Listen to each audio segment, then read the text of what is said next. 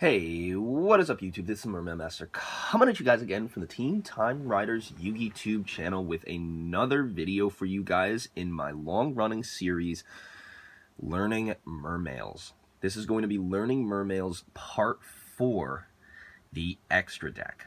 Now, this has been backed by popular demand. I've had numerous requests to restart the series and have people asking me about where Part 4 is. So I decided that I would record it now. I had planned to record it when the new link came out, and I was hoping that was going to be in Flames of Destruction. However, as you guys have seen by what has been revealed, we are not getting the new Mermail link in that set. We are instead getting a bunch of Crystal Beast support and some other cards that Konami has decided to import over into the TCG. Like Flower Guardians are getting some new stuff, and you know, it's ultimately I'm not too miffed about the imports, especially since I'm focusing on a Jesse Anderson Crystal Beast character deck right now. So I'm pretty happy with everything that's coming, but a lot of people I know are not, and so I just really wanted to take this opportunity to sort of go through you know, the extra deck stuff and talk about where I think Mermails are going, you know, in regards to the extra deck. And when that new link comes out, probably at that point, I'll do a link-centered focus version of the extra deck, since Mermails have gotten incredibly combo heavy with that part. But during that time, you know, you still have your Synchros, you still have your XYZs, and even some fusion plays as well. And while those are not quite taking the centerpiece in most Mermail decks right now, I figure them prudent to discuss because of how much of a centerpiece that they served earlier in the deck's, you know, ways of doing things. And if you don't quite have the money for like a Saryuja or a Borreload, or those things that are absolutely necessary for a modern competitive Mermail deck to run, these are some awesome options that can really hold you over and tide you in until the Megatins comes out. And, you know, Borreload and Saryuja are hopefully reprinted in those, and, you know, can really be something that's used for budget players. So guys, without further ado, let's get started. So today's focus is going to be on Fusion, Synchros, and XYZs. Now, as you may or may not be aware, Mermails functioned a lot on their Fusion plays way before, and it was in a combination of the instant fusion to get out Norden and, you know, special summon more monsters. But since that time, there's been other stuff that's been released. So, you know, Norden got banned during that time, but instant fusion is still at 3. So I'm going to start out by showing you the fusions that Mermails actually do run, and that's going to be one copy of Rare Fish. I have a Spanish version here and a German version of the Sea Monster of Theseus that has the misprinted Just Zombie right there.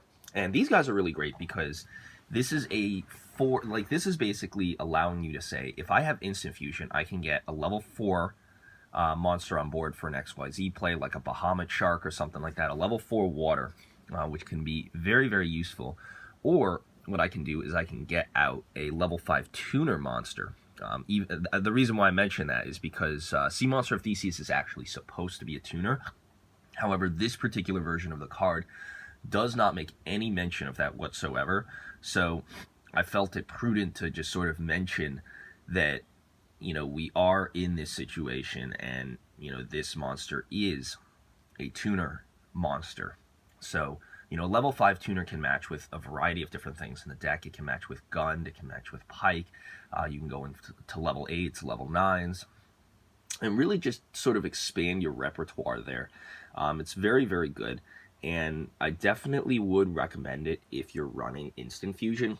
For most other decks, it's not really that good, but it being a water zombie, Konami really took the time to focus on the types here, and you know, provides you with a couple of different options. And I'll show you some of like the synchro monsters and different things that we're running in here that allow you to best take advantage of that. So moving on from the fusion monsters, synchro monsters are, you know, sort of one of the focuses of this deck. And I think, like, for a very long time, synchros were the main focus of a Mermail deck, because you have Deep Sea Diva in here, and even though she's at 1, she's searchable by Dragoons. She can grab you any one of your Sea Serpents up to level 3 from your deck. So it opens up a wide variety of plays for you to consider. Before, people were running things like Armades and Catastor in the deck, but as decks have, gotten the ability to be able to disrupt you instead of during the battle phase, those cards eventually, were moved out of the deck for things that had the ability to interact with your opponent during the main phase. Still now, most of these cards are not really run in current Mermail builds due to the dominance and presence of links as well as those combo plays, but I'm going to discuss them anyway in the event that you guys might have one of these cards and may still be able to use it. So starting out, we have one copy of Tatsunoko here. So Tatsunoko, when he was released in, I believe the set was Clash of Rebellions, one of my favorite sets of all time, guys. Tatsunoko basically is a level 3 tuner. Tatsunoko is a level 3 synchro tuner, and he has the effect of being able to synchro not only with monsters on your field, but with any monster that you have in your hand.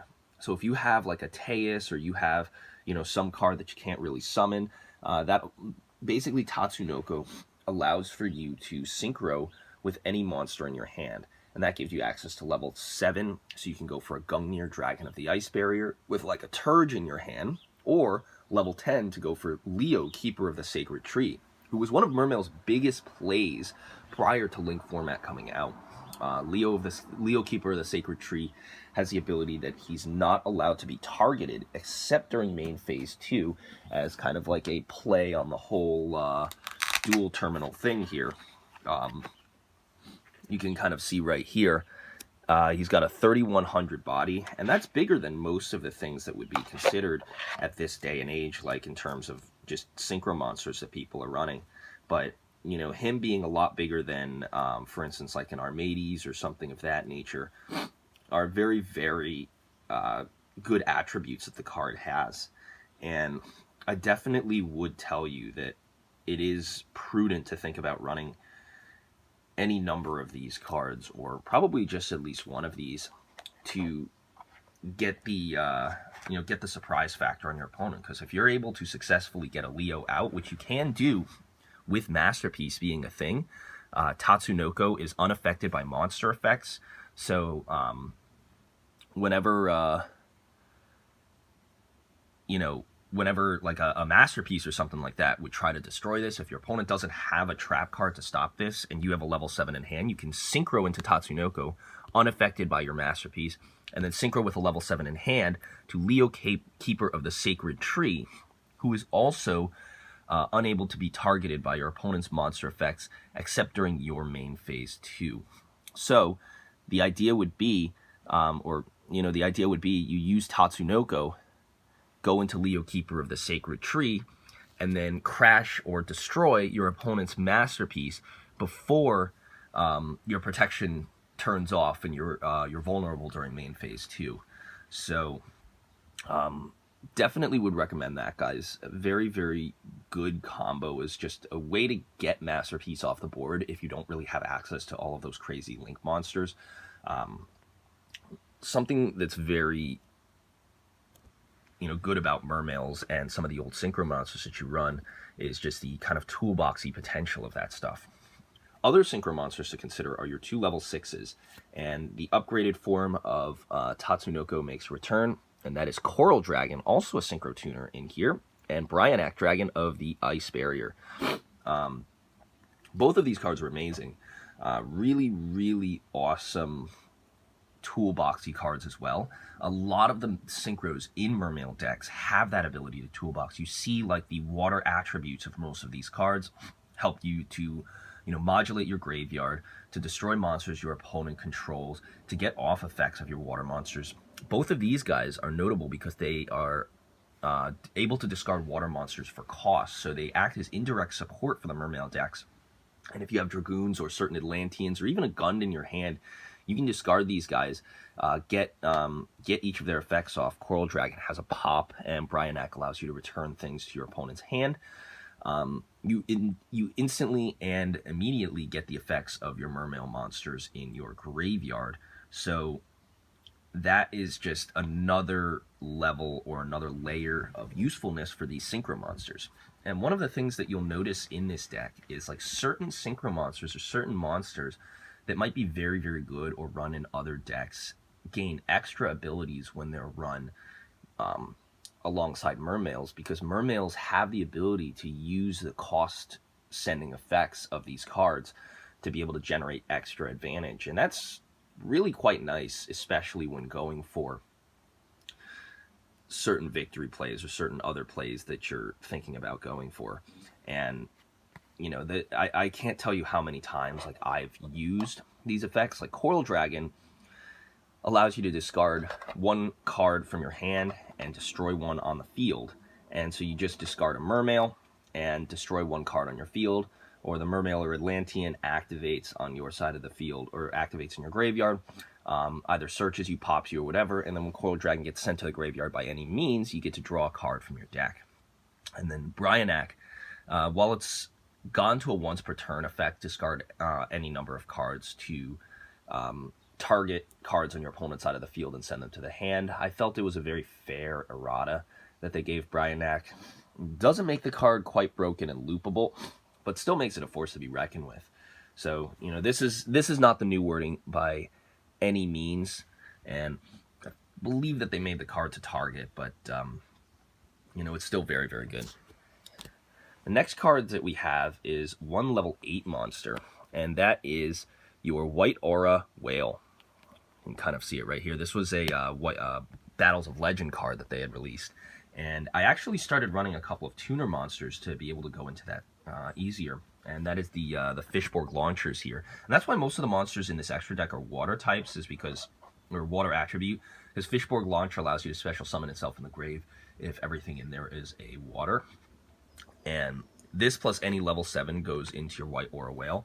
And White Aura Whale deals with a lot of issues. A recent Mermail deck actually topped utilizing White Aura Whale in a big way to special summon himself. And then when that happens, he basically acts like a mirror force on your opponent's side of the field. He's like a mirror force, or like he's a combination between Hot Red Dragon Archfiend to destroy attack position monsters, a combination between like BLS to be able to attack twice, and any monster like, you know, a Blade Edge or something like that that does piercing damage. So he pretty much does everything. Destroys your opponent's attack position stuff, and then can allow you to beat for piercing over their defense position stuff. And he's got a 2800 body, so that can come in incredibly useful depending on, you know, what your opponent has out. Like if they've got a whole bunch of pendulums, or they summon some things in defense mode, you know, you're able to utilize this guy to impressive consistency to get this stuff out on the field. And he gets around that little water, you know, attack prevention kind of thing. So he's also very, very cool. The next synchro monster, and this is the last one that I'm going to showcase to you guys today. Then we're going to move on to the XYZ stuff. But that is going to be Trishula, Dragon of the Ice Barrier. Trishula, Dragon of the Ice Barrier is one of the best synchros in the whole game, and has been that way for a while. But recently, use of it has kind of fallen off due to the amount of, you know, you can get more advantage and more combos with some of your link monsters than you would be able to with Trishula, and it does take up the extra deck spot, the extra monster zone. So a lot of players are sort of shying away from this card so that they can focus on other cards that their opponent may have. But Trishula is a non-target banish of hand, field, and graveyard of your opponent. When it gets on the field, you can choose any card you want, and it goes at resolution, which means your opponent's got to activate all their effects before Trishula can kick in and do its banishing, which is really, really good. Because, like, let's say, you know, your opponent wanted to chain an effect, like, you know, your artifact, like one of the artifact effects, like Artifact Sanctum or something like that. You know, it's not like you would choose to banish the artifact Sanctum. They'd be able to chain it, special summon a moral attack, and then you have to banish the Sanctum. What would happen then is they would have to activate Sanctum, special summon the moral attack, and once that effect had resolved, you then get to special summon, or you then get to choose. You know, if you want, you can choose that moral attack. Now that the Sanctum is gone, you can choose that moral attack and banish it. You know, it's the same thing if they discard, like, you know, whatever to your hand. Like, if they ghost over you, you'll still get to pick another card in their hand to discard. So it being able to activate at resolution is just so broken and has made the card insane. And the difference that it has between this and Necros of Trishula is Necros of Trishula needs one in hand, field, and graveyard. Where in with Trishula, it doesn't matter what game state your opponent is. If they only have stuff in their hand, they only have stuff on their field, or they only have stuff in their graveyard, you know, that's pretty much like what you get to banish. You can still activate this effect. So definitely a very good and toolboxy kind of card. Combines with a lot of things, but doesn't net you any kind of advantage on its own. So a lot of players have been turning towards, as I said, more of the Link monsters to be able to do that. Links have changed the game quite a bit, and unfortunately they've tried to push Trishula to the back burner. But I still love this card. I still think it's fantastic, and I definitely love the card in whatever Mermail deck I'm running. So now, guys, that we're done with the Synchros, we're going to move on to the XYZs, and I'm going to showcase to you guys a couple of the XYZs that we're running in here, and tell you why we're running some of them. And I do have some other Link monsters that I might showcase to you guys at a little later of a time. You guys can, it's up to you to decide whether or not you want to have them in the video. But we're going to start things off right now with some of the rank 2s and rank 4s. So the only rank 2s that you can consider running in the deck is I have 2 Totally Awesome in here, and I combine that together with 1 copy of Bahamut Shark. Now, this was the hugest play back before Links came out. This was right before Links were released. Mermails were able to put a bunch of monsters on board, then go for a Bahamut Shark and double Totally Awesome. So you had 2 Bahamut Shark and 2 Totally Awesome off of a Teus and like 1 other water. You grab an Osha, like a Teus and an Aqua Spirit, or Teus and like some way to special summon a level 4.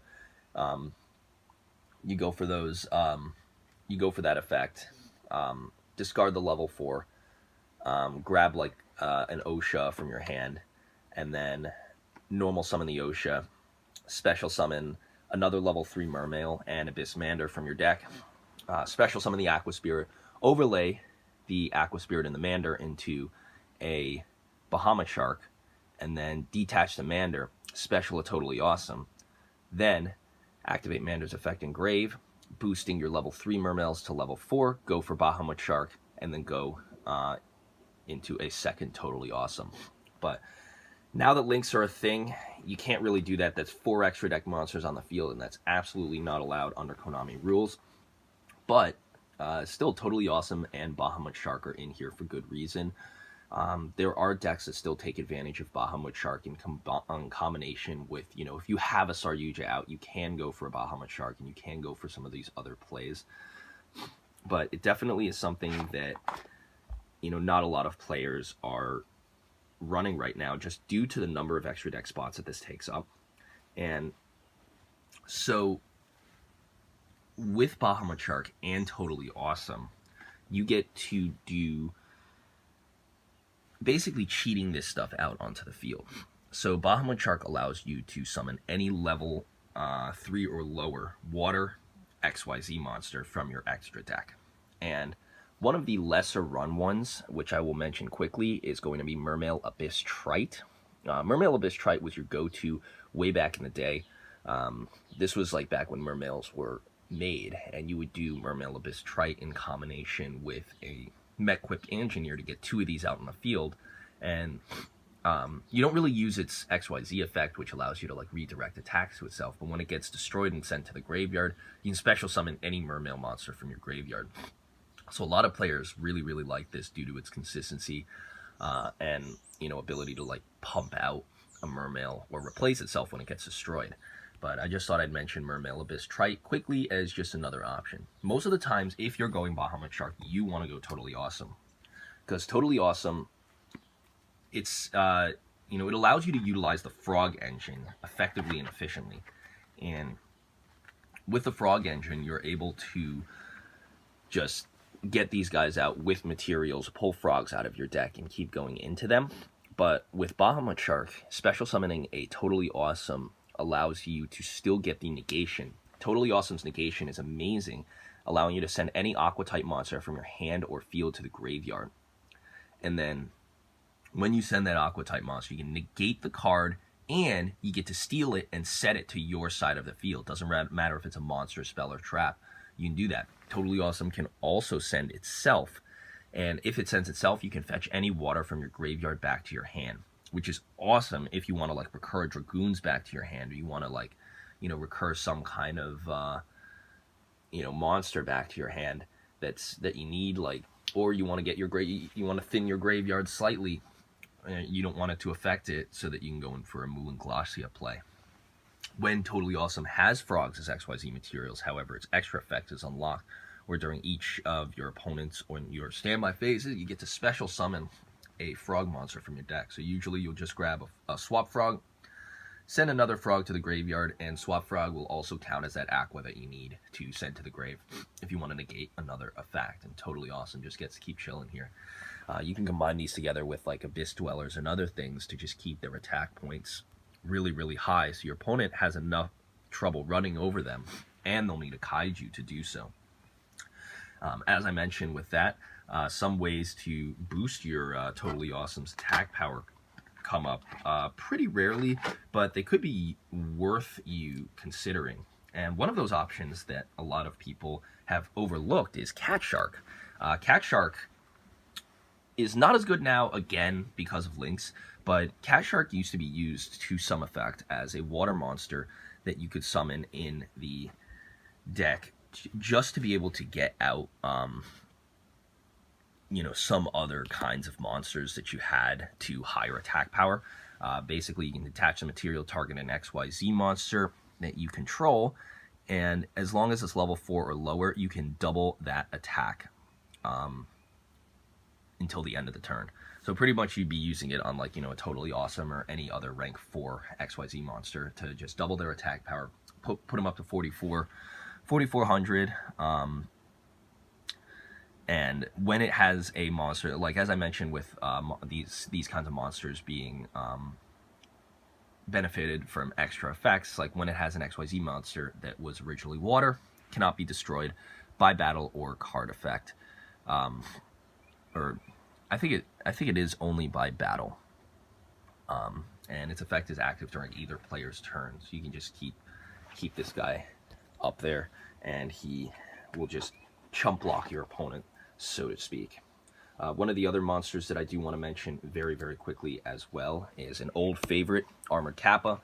Armored Kappa, the upgraded kind of version of Psychic Kappa. Detach a material, he gains 1,000 attack or defense power, and you can send a card from your hand to the graveyard once while he's on the field, and can't be destroyed by battle, and it's a cost. So you can detach, like, your heavy infantries and stuff. So you can do, people used to do Diva heavy infantry into Armored Kappa, and then detach a material, and then, or, you know, just send a heavy infantry or marksman or something like that to the graveyard. Super, super good for triggering Atlantean effects before we got some better stuff. But so moving on, one of the often long forgotten XYZs that people used to run way back in the day was, of course, Gachi Gantetsu, back when he was the only rank 2. Prevents your monsters from being destroyed, and you, like, if they would be destroyed by battle or card effect, you can just detach one of these materials as well. The spiritual precursor to Zen mains, without the popping effect, but still a very, very good card. People also used to run Daigusto Phoenix as well, but you know, those were combo plays back before we had a better XYZ toolbox to pull from. Now, guys, we're going to move on to some of our higher ranked XYZ monsters. So we're moving on from the rank 2s right now, and we're going to put these back away, and move on to our higher ranked monsters. So right now the deck is not really running too many rank 3s just because of space reasons, but they used to run things like Mech Equipped Engineer to, you know, benefit their space. But now that the kind of format has shifted, you know, you're not really running that card anymore, and you're not really running any cards that would take up an extra deck spot, because your extra monster zone is very, very important in Mermails. You want to be able to go for the right extra monster for the situation. And if you want to go for more than one, you know, like your Cat Shark and your Totally Awesome plays, you know, you can't really do that under some of your some of the monsters that have been listed. So guys, moving on to our next monsters, I'm going to showcase to you 3 rank 4s right now. And those rank 4s are Silent Honor Arc, Castel the Sky Blaster Musketeer, and Abyss Dweller. And I'm going to put a special note for a couple of other rank 4s as well, and that is going to be Utopia and Utopia the Lightning. In addition, if you're running Mander as well, you can also run rank 5s, such as Shark Fortress. And if you want to take a more defensive stance, you run a number 41 Baguska, the Terribly Tired Taper, who is one of the best rank 4s in the game right now, and should be running almost any extra deck that has the space or the ability to run him. So guys, starting out with these guys, there may be a reason that you're running. I'm going to start out with the Shark Fortress. Shark Fortress is really, really awesome for running your Mermail monsters in a just OTK variant version. You can take any level 3 or level 4 Mermails and bust them up to level 5 and go for this guy with Mander. So that's a really, really nice play. So that just deserves a little mention right there. If you guys also want a toolbox further, any card that can run Utopia or Utopia the Lightning should do so.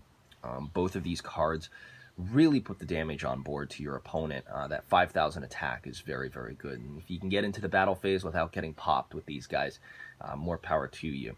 But with all of the disruption that most modern decks have nowadays, a lot of players are choosing to like take out Utopia the Lightning entirely, or at the very least side the card instead of maining it as an extra deck engine that takes up 2 spots. But nevertheless, it is, in my opinion, worth mentioning.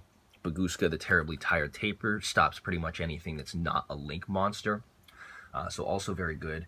And then you can switch it into attack mode and use it to link away if it's an Earth monster, like, you know, once you're done with it, or if you're ready to, you know, get it. But basically, in defense mode is when you have it. Sends anything to defense mode and negates those monsters' effects. And it will stop your own Mermails as well. So that's one thing to be cognizant of. You will want to run this in more Link-centric builds, just if you're, you know, looking to put a whole bunch of Links on board and then have a Baguska just chilling there to stop your opponent. Next cards we've got here, guys, are Silent Honor Arc, Castel, and Abyss Dweller. And you have a lot of rank 4s ability in this deck. And these were some of your main rank 4s that you would go into before the whole, you know, thing happened with your Link monsters. And Castel, of course, really, really awesome card for just bouncing back your opponent's stuff. I am a fan of this card still, just because of its ability to remove things from the field. But in this deck, believe it or not, Silent Honor Arc is the one that wins the day. And recently players are taking a look back at Silent Honor Arc, and I'll explain a little bit why a little bit later. But Castel is just good for the reason that it's good in every other one of these decks. The next card, of course, guys, is going to be Silent Honor Arc. And Silent Honor Arc, just talking about this card is very, very beneficial right now, because a lot of players stopped running it so that they could run Castel the Sky Blaster Musketeer. But Silent Honor Arc cannot be underestimated as a really, really good threat. And most players are considering it now because, you know, there's some extra deck monsters that you can send back to your opponent's extra deck, but rather than do that, sucking them up is actually a more permanent removal for some of these easy to summon XYZ monsters that your opponent may only run like one of in the deck.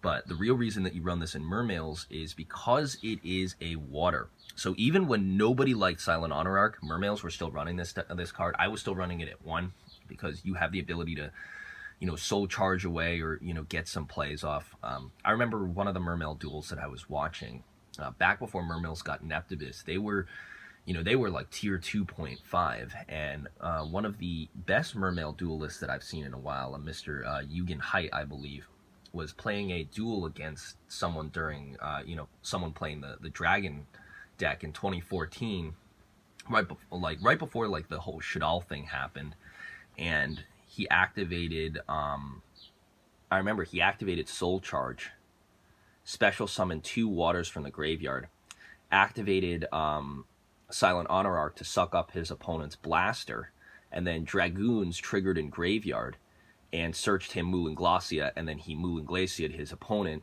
ripping 2 cards out of their hand, and swung in for damage, and next turn it was game. And it was just that kind of like pace of play and that, way of doing things that allows Silent Honor Arc to be so toolboxy that with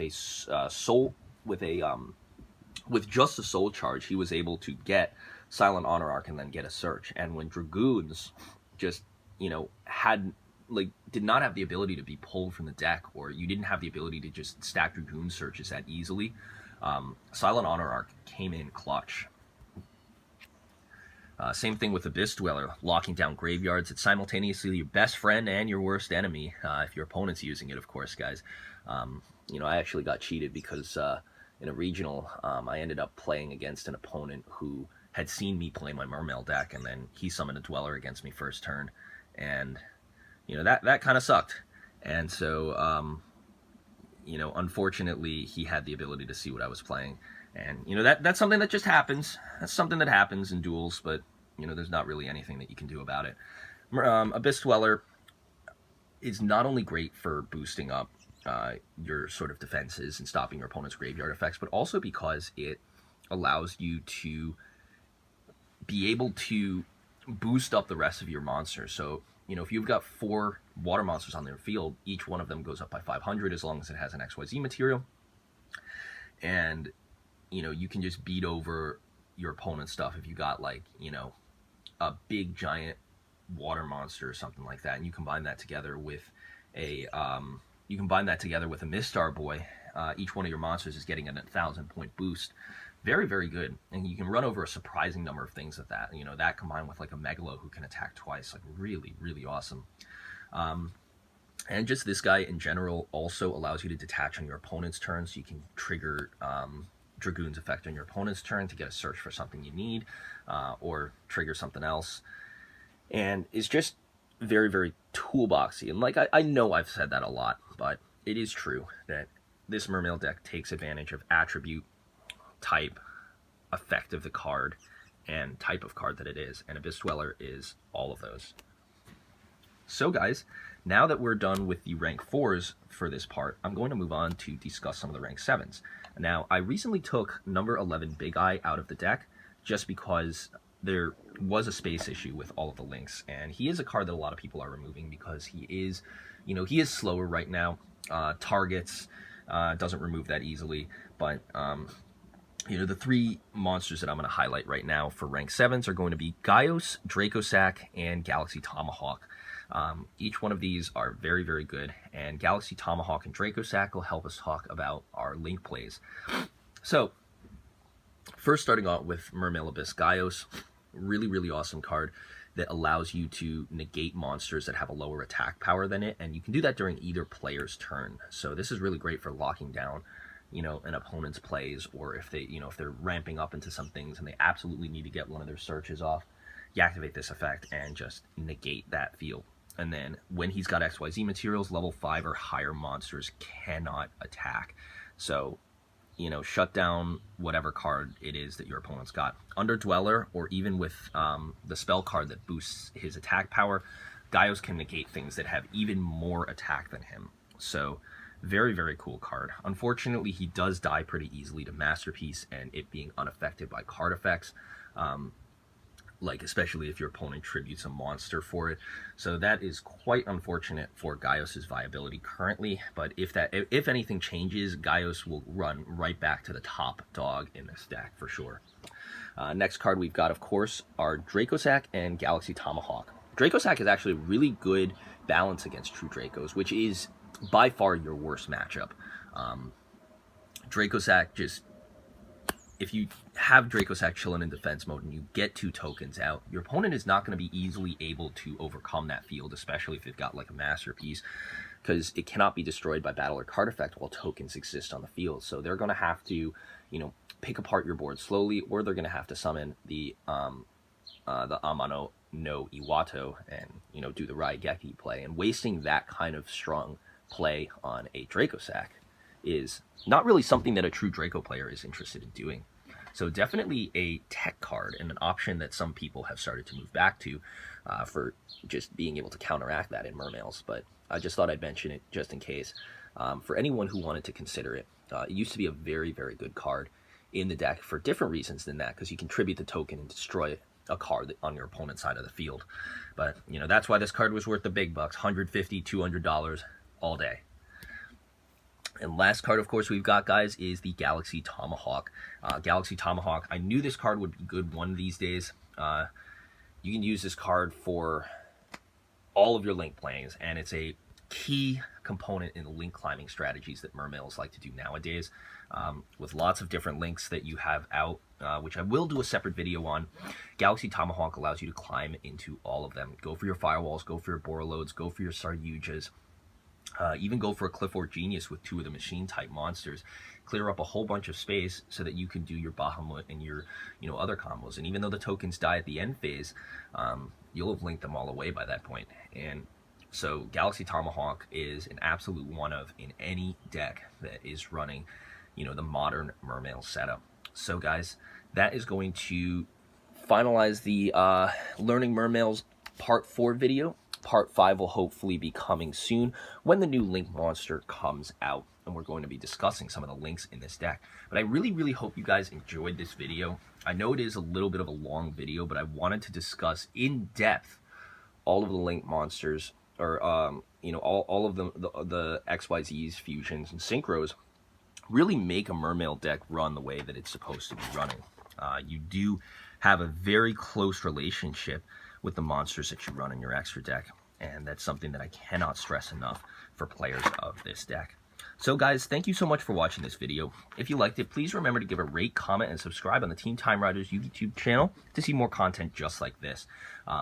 If you do, looking forward to seeing you at that point. This has been the Mermail Master with the Team Time Riders YouTube channel, and I'm signing out. Catch you guys next time. Peace.